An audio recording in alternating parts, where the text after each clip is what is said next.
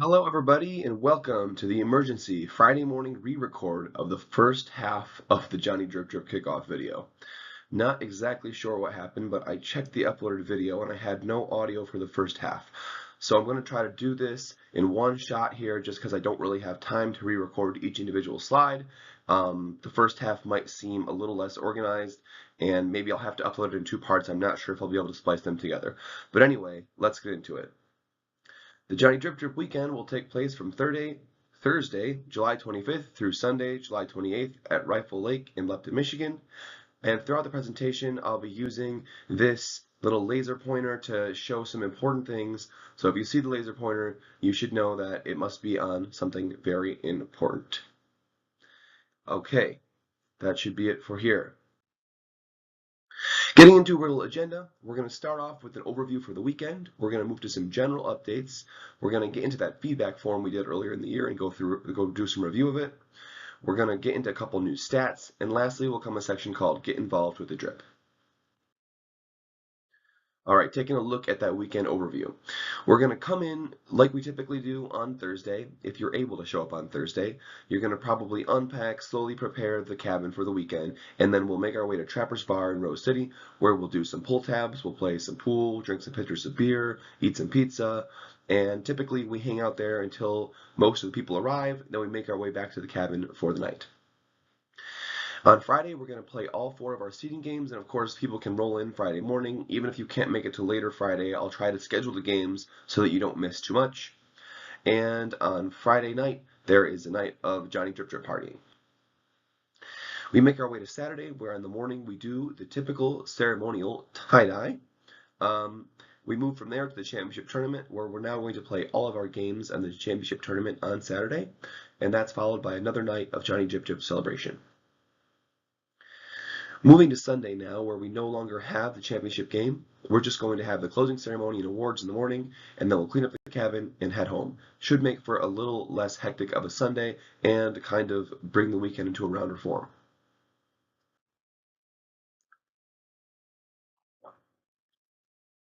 Okay, so some general updates. As you already know because I shared it, the 2024 form is now active, so you are more than welcome to go ahead and fill that out as soon as you know for sure that you're coming. Please indicate so. This is the 5-year anniversary of Johnny Drip Drip, and with the 5-year anniversary, we finally have enough people where a fourth team is imminent, so there's going to be more information about that soon. I'll get into the slush fund a little bit and talk about some community purchases. Then I'll highlight some committees and some drip board members. And lastly, I'll show you guys a compiled walk-up playlist and some compiled stats. Okay, so here is that 2024 form. If you are unfamiliar, the first thing you're going to see on this left side is the area where you're going to indicate if you're coming and how long you'll be staying. This is the first thing you'll do, and there is a carpool section here, but we'll get more into that later. And as you can see, I put a pin in that. I'm going to be putting pins and some other things throughout this presentation, and we will kind of come back to all those pins at the end. So just know I don't need to say every single time you see the pin. This section here just kind of indicates what you're going to be bringing. It's not so difficult, but the part that might be a little confusing for you if you're new is this player section. If you're already on a team, you can go ahead and put yourself on said team, but if you aren't, you're going to go into the free agents category, or you might be the person who creates that fourth team we were just talking about. And if so, maybe that's happening behind the scenes now, not entirely sure. And the last thing that we care about now on this slide is going to be the walk-up song. So once you know for sure you're coming, and anytime from now until Johnny Drip Drip, you should select your walk-up song, which is the song that plays during your at-bats during the 2024 season. You don't have to have it play during every at-bat, but at least during the first at-bat of the game, so especially you, Jack, you need to create a new one. So getting back to the teams, if you don't know already, the 3 teams we have so far are the Big Time Baloney, the Mobster Lobsters, and the 6 Mile Slammers. 6 Mile Slammers and Big Time Baloney have been playing each other for 4 years, and the Mobster Lobsters first came into play 3 years ago. Mobster Lobsters have won 1 title, and 6 Mile Slammers have won 2. Big Time Baloney, we're still looking, but we're hot on the heels of a title. Okay, so the slush fund. This is something we added probably in the 2nd or 3rd year, and it's been pretty awesome. basically the way it works is you pay one fee, and that fee basically covers your food, your drink, and your tie-dye, and other things up north for the entire weekend. So last year was $50, and we're thinking this year we're going to aim to increase it by $10 to $25 because there's certain things we know for sure we want to do. So one of these, and probably the biggest things, is we want to rent a porta potty. If you don't know about the septic field situation up north, it's not great, and the toilet up there just doesn't really work well if a lot of people have to use it. So in the past, for some bachelor parties with my family, we've rented a porta potty, so I think that's probably the move. There's things like an iron and an ironing board, since a lot of the weekend is about patches and applying bed patches. It would be nice to be able to do it there. And another thing is a keg tap, because the liquor stores up there, a lot of them have kegs, but they don't have a lot of taps, so we often run into a situation where it would be nice to have our own tap. And lastly, we think it would be really good to get one more pop-up tent at least for spectator shade. So just the logistics of that stuff I talked about. You can see here I spoke with Lil Willie's, which is a porta potty company up there. They do $100 per toilet for a whole weekend. That's pretty cheap. And on Amazon, I just kind of found the first of the other 4 items that I was talking about, and I kind of got a total price there, and it's under $300 for all those things. So assuming we have around 25 people, this will work out to about $12 a person. We might want to adjust some other things like food and liquor, maybe some new tie-dye colors. There might be some surprises in store. And also, if you guys can think of anything else, just reach out. But basically, this number is a work in progress, but I would imagine it will settle somewhere between $60 and $70 this year. It's always great. It will be, it might seem like a lot of money up front, but then when you think about it, for like 3 or 4 days to not have to pay for food or drinks or anything, it's not bad at all.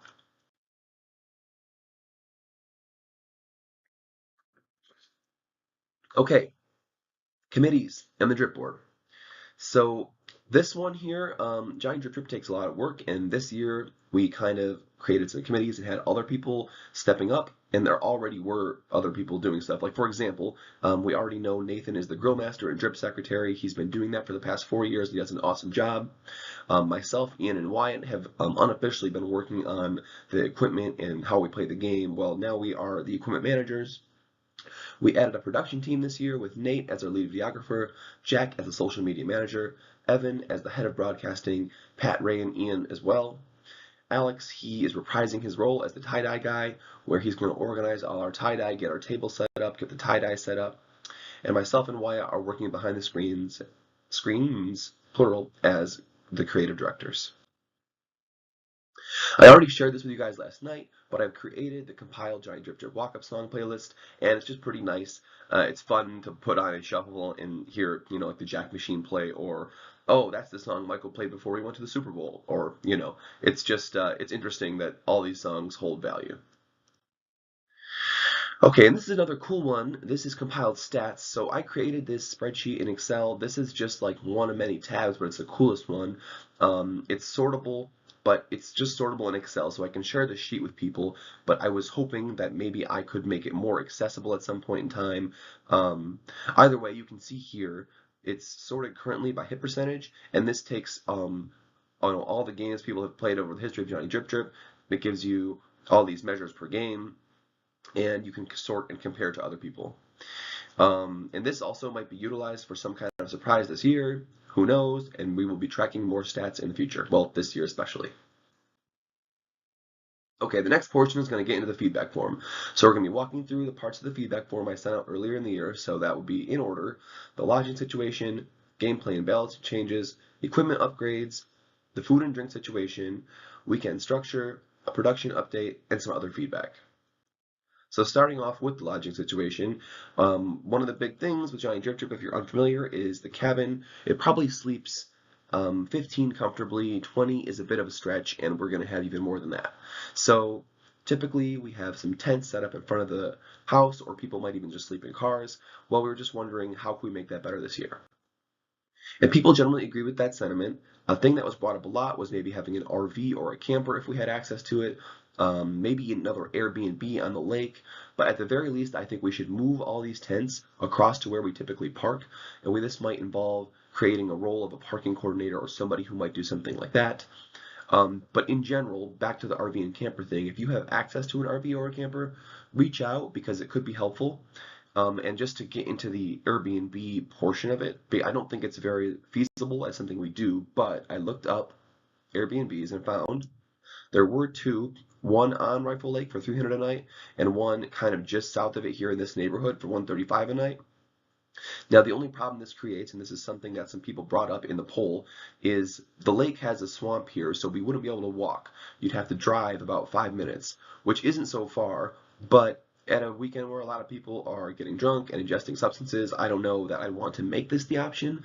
Alternatively, if we got this Airbnb on the lake, we could then also maybe hitchhike with people on boats back to the other area, but again, this isn't something that's so feasible or something I'm expecting we do, maybe in the future, but if you guys are interested, let me know. And again, I just kind of highlighted these two Airbnbs. You can see that this one here is like $680 and this one's like $430, so it's not cheap. But again, I guess you could take into account that we probably would have 25 or so people, so splitting costs and giving like another area for people to go retire and rest if they wanted. Just some quick math off the top of my head, that would be something like $25 a person for this one, or like 15 or so additional a person for this one. Next, we get up into gameplay and balancing changes, which, as the game has been constantly evolving, there's always rule changes over time to let it settle into the best game it can be. Okay, so first up, and this is one that we have talked about in person last year especially. I know that this is something we want to do, but again, the forum kind of reinforced that. Multiple people brought up the same thing, and that is that we should have some kind of pitch count reset, because we do use strikes and balls like baseball. However, there aren't any walks. So that means that with 3 strikes, the batter is out, but there's an unlimited number of balls. And sometimes we run into a situation where the pitcher might be throwing, and maybe this is because of the wind, or maybe this is just because they're not the most accurate pitcher, but either way, if there's been like 10 balls in a row, eventually the batter's just going to get tired and start swinging again. So we've come to the idea that there should be some kind of pitch count reset after X number of balls. And this is what I want to follow up with in you guys. We're going to vote on this. I'm thinking now the options will be 4, 5, 6, and 7. And at that number of pitches, at the number of balls, the pitch count would then reset, the strikes would go away, and it would be 0-0 again. So anyway, look for a poll maybe sometime early next week following up on this. Next up is overtime, and this is something that we have discussed again a couple times over the past, and we've changed it a few times. A couple things people brought up were that they really liked the 2v1 round, but they also didn't love the wrestling. But maybe that's just because they would win, that's what this person says. And again, but mostly because we lost every time. So I just wanted to look at a couple things and maybe make one change to overtime. So first, you're going to look at the games last year, which is the 2 games that went to overtime last year. And in these games, both of them went all the way to the 3rd overtime, and you can see that both overtime 1s were tied 0-0, and that's the 2v1. Both overtime 2s were tied, but in this case it was 0-0 the first time and then tied 2-2 the second time, and what broke the tie both times was feat of strength.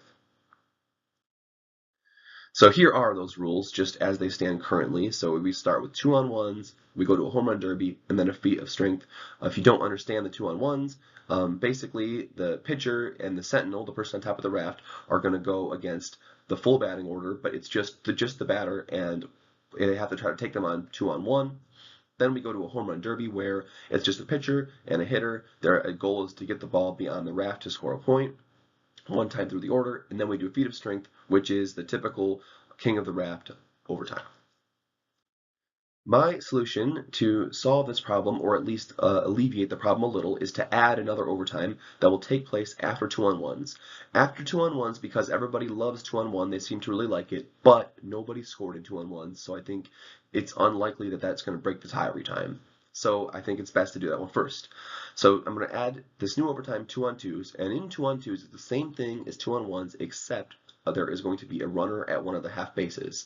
That runner can be at the half base of their choice, but that base runner will be the person who previously hit. So in this case, the team will assign the runner, send him to the half base, and then they will go through the order. And yeah, well, this will be the same as 2-on-1 other than that. I think this will give more chances for teams to score and then break that tie in overtime 2. before we get to overtime 3 and of course overtime 4. So I think again this will just be less chance of going all the way to the fourth overtime, but if we need to get there, it's something that at least breaks the tie we know pretty much every time. Okay, and this is the slide that we left off on, or I'm sorry, this is the slide that we should start on in part 2. So I think I'm good to end here, but yeah, the next slide is going to be total deletion, moving to a deletion. Mechanic that we got feedback on is the total deletion. The total deletion is something that we've always talked about because it's the most important part of the game, but it's almost become a too much important part of the game. So just to hit on it for the new players, the way the total deletion works is to score in Johnny Drip Drip, you have to mount the raft. In the case when there are half bases are occupied by runners and a person is up to bat, if they hit and there's 3 people for 2 bases, the total deletion comes into effect, and if the defense or the sentinel on top of the raft touches the raft, everybody is out. So that's how it currently works.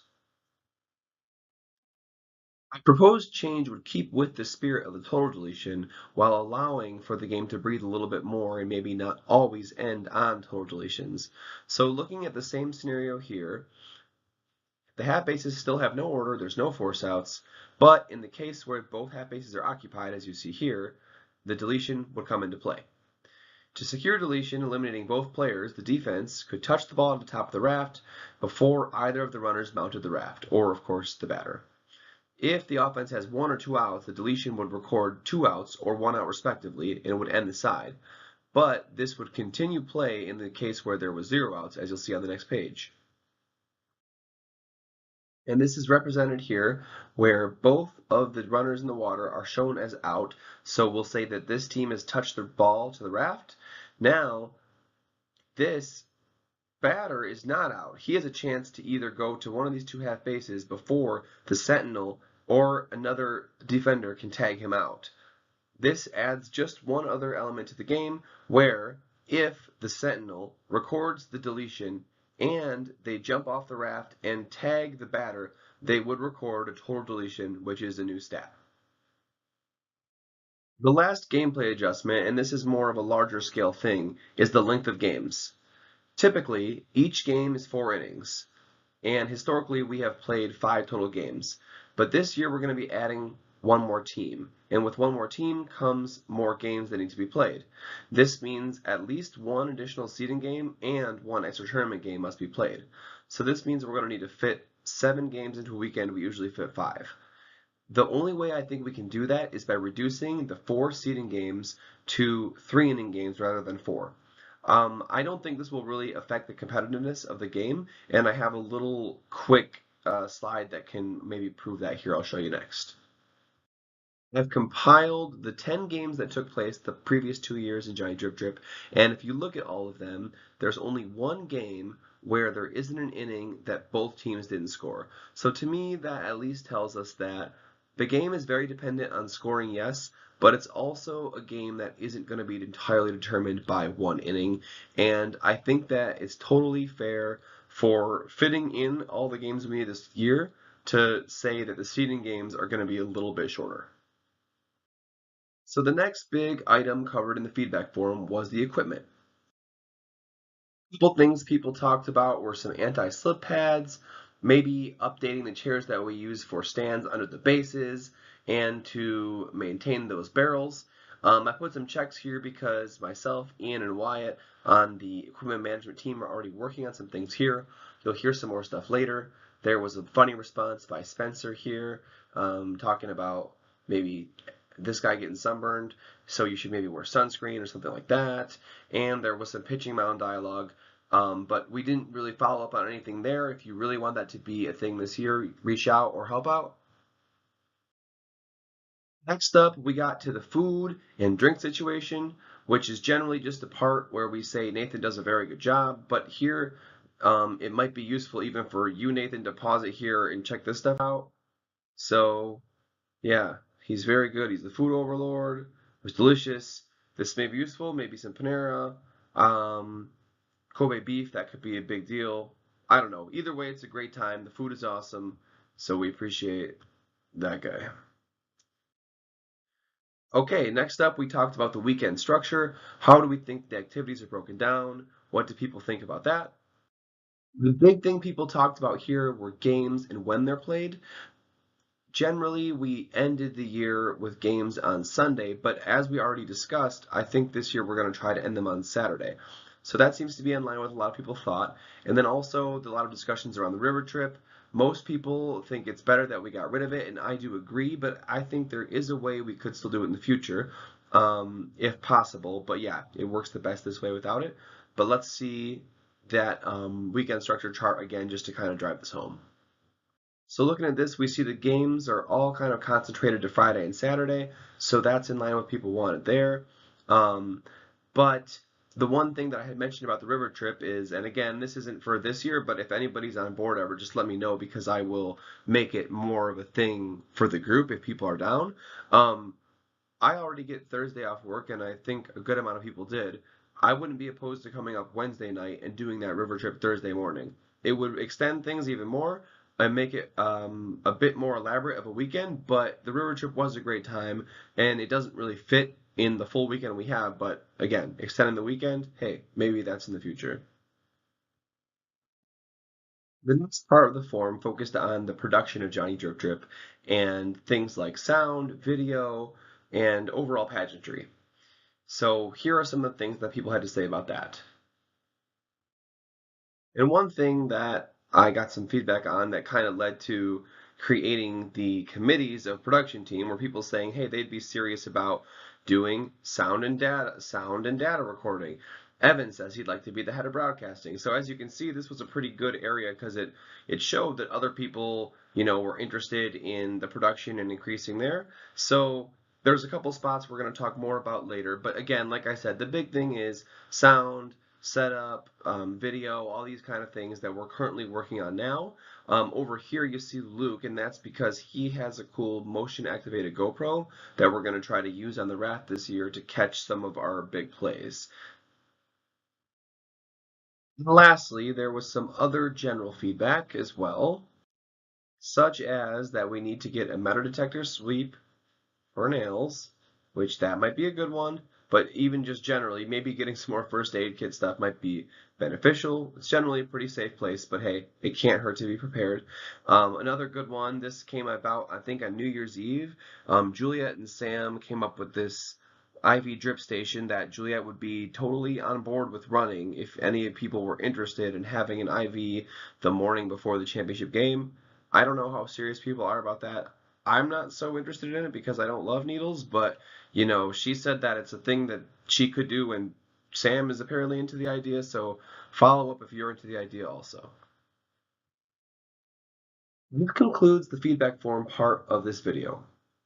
Now let's talk about a few last things before we're done. The first of which are some new stats.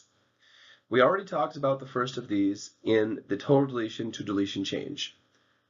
We know now that a player will record one total deletion if they record 2 outs with a deletion and tag the batter out to record 3 of 3 outs in an inning. Additionally, say hello to the snag. This occurs when a player catches a live ball in the air. This was already one of the coolest parts of the game, but we didn't really have any way to commemorate it, so now we do. There is a rare case outlined here, and it's just to say that it's still a total deletion if the sentinel records the snag, which would make the batter be out before the 2 runners. So if he gets the snag and touches the raft, it's still a total deletion. Here you can see a couple examples of snags from last season that we have pulled. They look pretty cool. Well, now we'll remember it even better.